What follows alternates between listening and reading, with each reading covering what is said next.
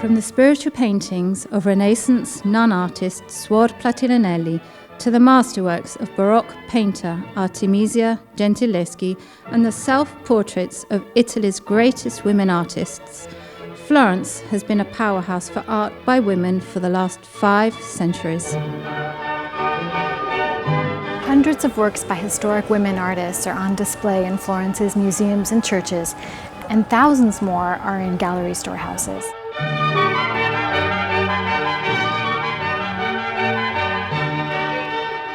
The Advancing Women Artists Foundation works to research, restore, and exhibit works of art in Florence's museums so that this hidden side of the city's cultural heritage can be more fully revealed.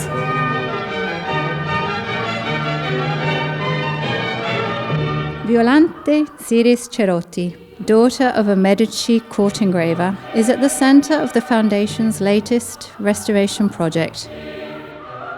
Violante was an early student of Medici court artist Giovanna Fratellini and a teacher of other professional painters, including Anna Piattoli and Maria Hadfield Cosway. Violante was in high demand as a portraitist among Tuscany's Grand Tour travelers, and her paintings were coveted by Tuscan nobles like the Gondi dynasty, whose palace hosts 3 of her portraits today.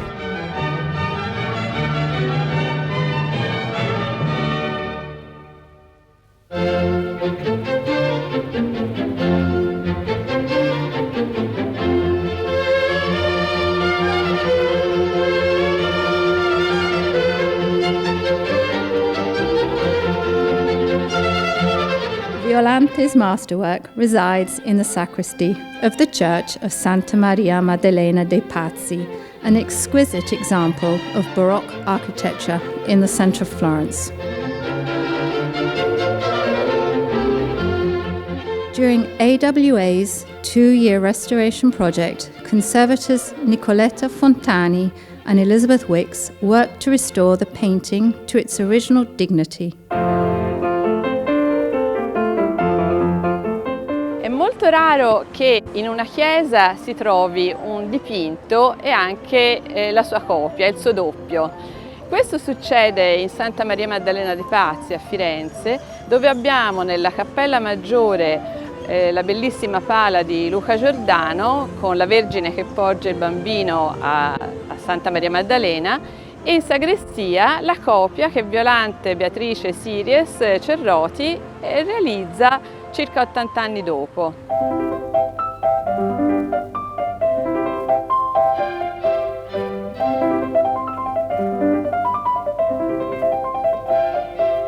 This is an incredible painting about female spirituality. It miraculously survived being immersed in mud after Florence was damaged by the 1966 flood, which destroyed 14,000 works of art.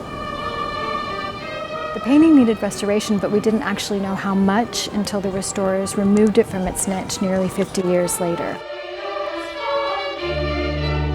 Restorers discovered that the receding floodwaters left extreme humidity in the church's walls, creating a perfect breeding ground for mold and causing unforeseen damage to the painting's niche.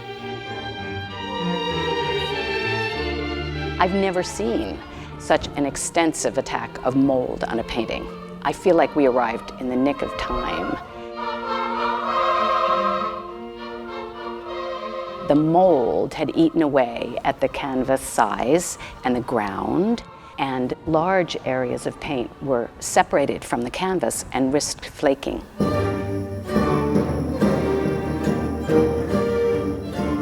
Restorers conducted a non-invasive study using microscopic and photodiagnostic methods, including ultraviolet and infrared reflectography, to understand the painting's condition and reveal the artist's technique.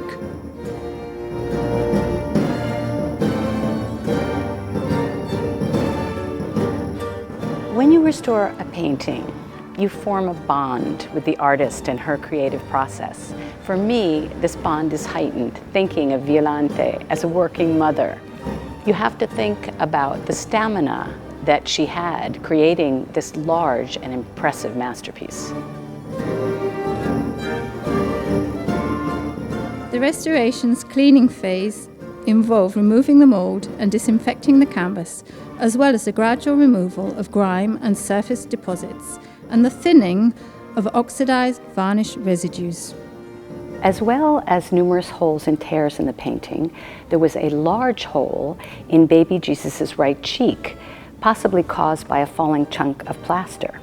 It had been patched on the reverse and repainted. So first, we carefully removed the repaint, revealing some of the original paint underneath. Then we turned the painting over and removed the patch and the old glue residues.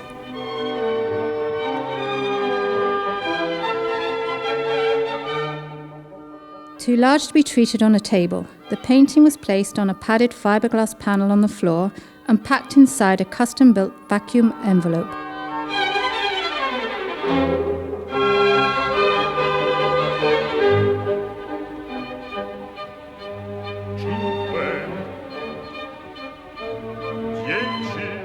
The restorers then applied gentle heat by ironing the protected surface, allowing consolidant resin to penetrate the painting's layers.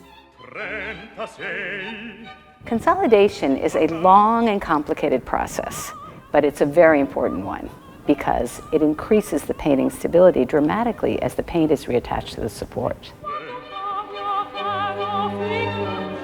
After consolidation, the holes in the canvas were repaired with canvas inserts. The tears were repaired applying droplets of nylon-soluble adhesive and then protecting from the reverse with a layer of artificial silk and Viva film. We then attached pieces of artificial silk to replace the damaged edges of the canvas and adhered new strips of polyester canvas to the entire perimeter with Viva film in order to restretch the painting onto its new support. We designed a custom-built expansion stretcher along the exact curvature of the original to replace it because it was damaged.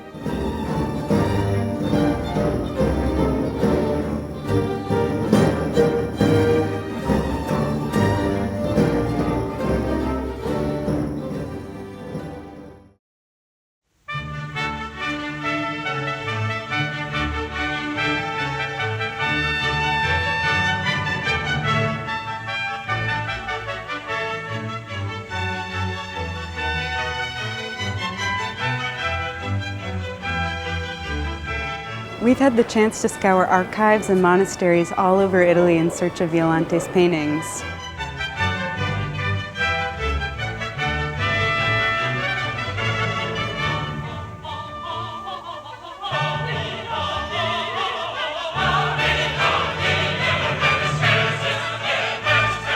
Many need restoration.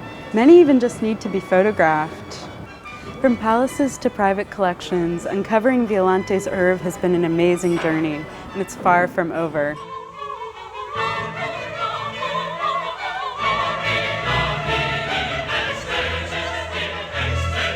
I'm more concerned with what's in the storages. We found 2,000 works of art by women in the storages that nobody really knows about. Nobody knows about.